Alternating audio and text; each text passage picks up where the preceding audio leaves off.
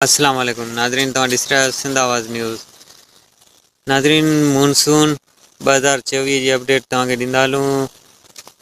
Monsoon ते असरअंदाज़ थींदड़ कुदरती अमल मॉनसून जे हक़ में शिदत इख्तियार कराइण जो किरदारु अदा करे सघनि था, पर हिन सां गॾोगॾु सभ खां वॾो फैक्टर मौसमियाती तब्दीलियुनि जो वॾो असरु। मॉनसून साल 2024 ते रहंदो ख़तरनाक हद ताईं वधंदड़ दर्जे हरारत सबबि दर्जा हरारत समुंड जा वधीक रिकॉर्ड थी रहिया आहिनि, जंहिं सबबि बर्फ़ तेज़ीअ सां पिघलजी रही आहे। समुंड मां वॾे मक़दार में पाणी आबे बुखारा जी सूरत में फ़िज़ा तरफ़ वञी रहियो आहे, जेको शदीद बरसातुनि ऐं सैलाबनि जो सबबु बणिजी रहियो आहे। मौसमियाती तब्दीलीअ जो मिसाल असां वटि हर साल मिलंदो आहे। हिन साल बि पाकिस्तान जे सभिनी पाड़ेसरी मुल्कनि में शदीद बरसातुनि ऐं सैलाबी तबाही मचाए छॾी आहे, जंहिं में अफ़गानिस्तान, ईरान, सऊदी अरब, ओमान, दुबई शामिल आहिनि। ईरान जे सदर जो हेलीकॉप्टर बि शदीद मौसम जे वर चढ़ी तबाह थी वियो।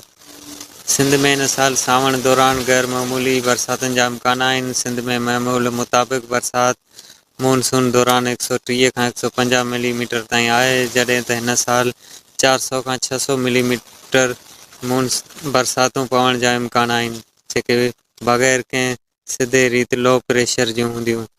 मॉनसून साल 2024 जी बाक़ायदा बरसातुनि जी शुरूआत सिंध में 20 खां 25 जून दौरान थी वेंदियूं, जेके जुलाई खां अगस्त दौरान पंहिंजी पूरी शिदत सां एक्टिवेट रहंदियूं।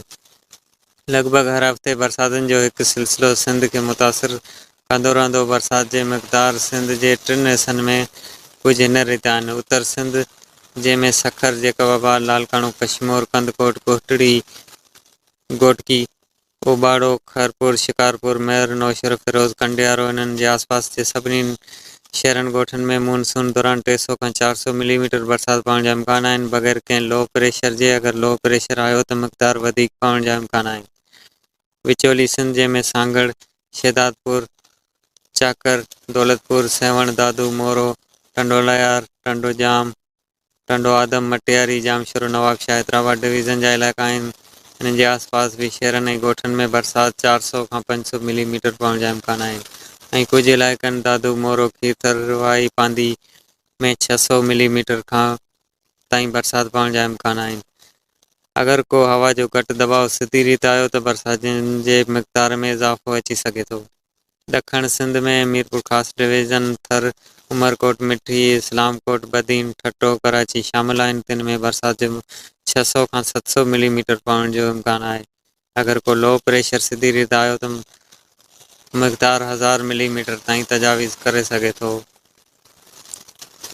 कंहिं हवा जे घटि दबाव जे बरसातुनि जी मक़दार जो ख़दशो आहे। अगरि लो प्रेशर सिधी रीति आया त मक़दार में वॾे पैमाने ते वधण जा इम्कान आहिनि। साल 2022 में हवा जा 2 घटि दबाव सिंध खे सिधी रीति दाख़िल थिया हुआ ऐं बरसातूं 1200 खां 1600 मिलीमीटर ताईं रिकॉर्ड थी हुई। हिन साल बि लो प्रेशर सिंध अंदरि दाख़िल थियण जो ख़दशो आहे। इहो ख़दशो घटि में घटि 4 हवा जा घटि दबाव सिंध तरफ़ पेशक़दमी करे सघनि था।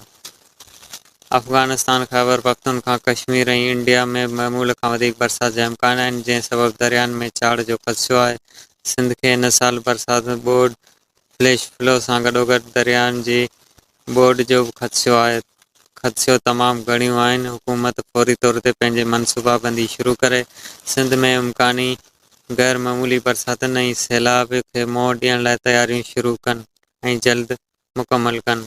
रिपोर्ट शौकत रिंद। नाज़रीन, सिंध आवाज़ न्यूज़ खे यूट्यूब ते ॾिसण लाइ मथे ॾिनल लिंक खे खोले सब्सक्राइब करियो सिंध आवाज़ न्यूज़ यूट्यूब चैनल ऐं रहो हर ख़बर खां बाख़बर।